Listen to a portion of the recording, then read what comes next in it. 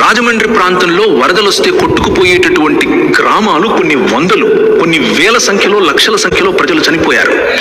ఆ సమయంలో గుర్రం వేసుకుని తిరిగినటువంటి ఒక సాధారణమైన బ్రిటిష్ జనరల్, ఆ జనరల్ ఆయనకు బాధ్యత ఏమిటి అనంటే, ఈ భూమిని, తెలుగు ప్రజలను ఆయన ప్రేమించి ఆయన అన్నాడు, ఒక క్రైస్తవునిగా నా కాళ్ళ క్రింద ఇంత మంచి నీరు కొట్టుకొని పోవటమే కాకుండా ఇన్ని గ్రామాలను కొట్టుకుని తీసుకెళ్ళిపోతూ ఉంటే నేను ఎలా గుండె మీద చేసుకుని నిద్రపోవాలి అని ఆలోచించి పైన బంగాల్ ప్రాంతం నుంచి కింద మెడ్రాస్ వరకు ఆయన గుర్రం మీద తిరిగి పల్లం ఎలా ఉంది, నీళ్లు ఎలా వస్తున్నాయి అన్న స్టడీ చేసిన తర్వాత ధవళేశ్వరం దగ్గర ఒక బ్యారేజ్ కట్టాడు.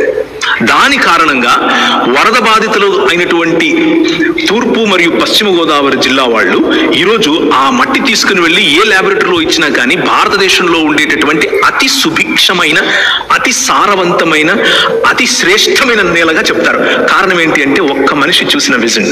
ఆ విజన్ ఏంటి అని అంటే, I love my people, I love Telugu people.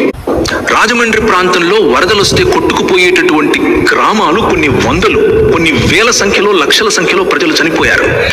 ఆ సమయంలో గుర్రం వేసుకుని తిరిగినటువంటి ఒక సాధారణమైన బ్రిటిష్ జనరల్, ఆ జనరల్ ఆయనకు బాధ్యత ఏమిటి అనంటే, ఈ భూమిని, తెలుగు ప్రజలను ఆయన ప్రేమించి ఆయన అన్నాడు, ఒక క్రైస్తవునిగా నా కాళ్ళ క్రింద ఇంత మంచి నీరు కొట్టుకొని పోవటమే కాకుండా ఇన్ని గ్రామాలను కొట్టుకు తీసుకెళ్ళిపోతూ ఉంటే నేను ఎలా గుండె మీద చేసుకుని నిద్రపోవాలి అని ఆలోచించి పైన బంగాల్ ప్రాంతం నుంచి కింద మెడ్రాస్ వరకు ఆయన గుర్రం మీద తిరిగి పల్లం ఎలా ఉంది, నీళ్లు ఎలా వస్తున్నాయి అన్న స్టడీ చేసిన తర్వాత ధవళేశ్వరం దగ్గర ఒక బ్యారేజ్ కట్టాడు.